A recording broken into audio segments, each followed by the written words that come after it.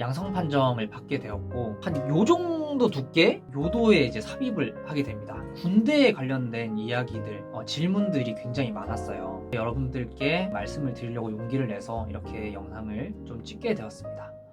제가 걸린 병의 이름은 골육종이었습니다. 중학교 2학년의 나이에 소아암에 걸린 것이죠. 골육종은 희귀 질병인데 이게 뼈의 말단 부분이라든지 무릎 이런 쪽에 발생하는 병이라고 보시면 됩니다. 다른 암 같은 경우는 보통 이제 늦은 나이에 발병을 하는 경우가 되게 많잖아요. 근데 골육종 같은 경우는 10대에서부터 30대까지 비교적 젊은 층에서 발병하는 경우가 굉장히 많은 질병입니다. 많다라고 보기는 조금 힘들 수도 있는데 전체적인 분포로 보면 나이대가 그렇게 분포가 된다라고 보시면 됩니다. 우선 골육종이라는 질병에 걸린 것은 확실하다라는 결과가 나왔는데 이게 음성인지 양성인지가 사실 좀 중요한 포인트였어요.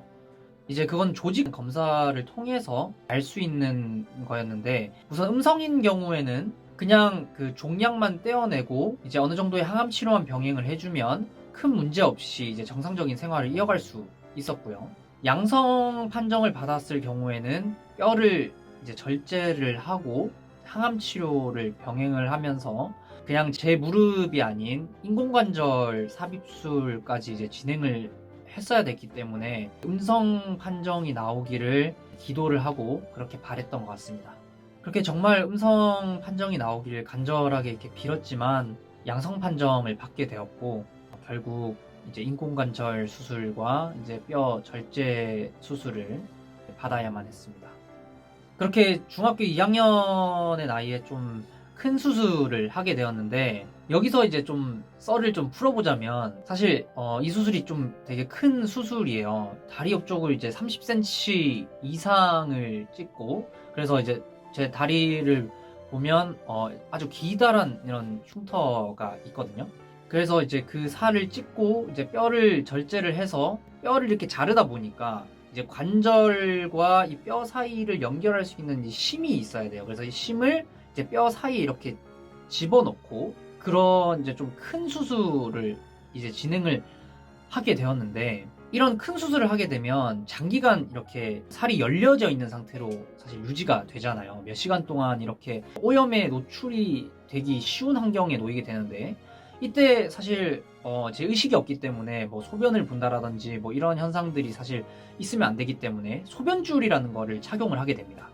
근데 이 소변줄이 두께가 사실 좀 장난이 아니에요. 좀 어떤 느낌이냐면 보통 이제 우리가 수액을 맞을 때 쓰는 링거의 한 2배 정도 되는 두께를 가지고 있는데 마이크라인 정도라고 보시면 됩니다. 간단하게 이걸 좀 빼서 보여드리면은 보시면은 한 요 정도 두께? 요거보다 조금 더 얇을 수 있는데 뭐라고 해야 될까요?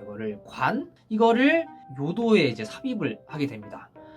이런 게 어떻게 들어가냐라고 생각이 이제 들겠지만 물론 바로 이 상태로 넣는 게 아니라 공기를 이제 다 뺀 상태로 삽입을 하고 그 이후에 이제 바람이 빠지지 않게 이제 이 관에다가 공기를 이제 채워준다라고 보시면 돼요. 그러다 보니까 이게 사실 좀 아주 자그마한 구멍에 사실 이런 게 들어간다는 게 사실 말이 좀 안 되잖아요.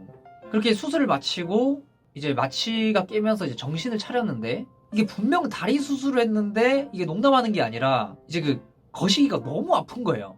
그래서 이제 바로 수술을 마치고 엄마에게 했던 가장 첫 번째 말이 제 기억으로는 엄마 이거 뭐야? 이런 이야기를 했던 것 같아요. 그때는 물론 정신이 없었기 때문에 약간 엄마 이게 뭐야 이렇게 이야기를 했겠죠. 너무 아프니까. 그래서 진짜 다리보다 거기가 더 아팠던 그런 기억이 좀 생각이 납니다. 그래서 그걸 좀 빨리 뽑아달라 이렇게 이야기를 했는데 마취가 깬 상태에서 이제 바로 제거를 하게 되면 또 이제 어떤 문제가 있을 수 있다고 해서 한 이틀 정도를 그렇게 굉장히 고통 속에서 이렇게 보냈던 그런 기억이 납니다. 그렇게 이제 수술을 마치고 이제 인공관절이기 때문에 일반 다리보다 근육이 많이 절제가 되어 있고 살이 많이 절제가 되어 있는 상태예요. 그래서 지금 제 다리를 이제 양쪽을 비교를 해보면 왼쪽 다리를 수술을 했거든요. 그래서 오른쪽 다리와 왼쪽 다리의 두께 차이가 좀 많이 나게 됩니다. 아무래도 힘이 조금 더 없다 보니까 인공관절을 이제 그냥 일반 다리처럼 확확 이렇게 한 120도 이상 구부러지잖아요. 원래 다리는. 근데 그렇게 만들어 놓으면 뭐 주저앉거나 굉장히 또 위험한 상황이 발생할 수 있기 때문에 의도적으로 관절을 90도 이상이 꺾여지지 않게끔 제작을 이제 한다라고 해요. 그래서 처음에는 이제 굉장히 뻑뻑한 상태이기 때문에 다리가 완전 일자에서 이제 구부러지지 않고, 그래서 이제 그걸 구부리는 연습을 이렇게 천천히 해주는데 그게 굉장히 좀 고통스러워요. 기구를 이용해서 이제 다리를 이렇게 천천히 구부려 주는 연습을 이제 합니다. 이제 그렇게 되면 나중에 이제 90도까지는 이제 꺾여지게 되겠죠. 이제 제가 올린 영상들에 각종 군대에 관련된 이야기들, 질문들이 굉장히 많았어요. 궁금해하시는 분들이 굉장히 많으셨는데 제가 거기에 대해서는 답변을 조금 미루고 있었다라고 생각이 듭니다. 그래서 답변을 기다리신 분들에게는 좀 죄송하다라는 말씀을 좀 드리고 싶어요.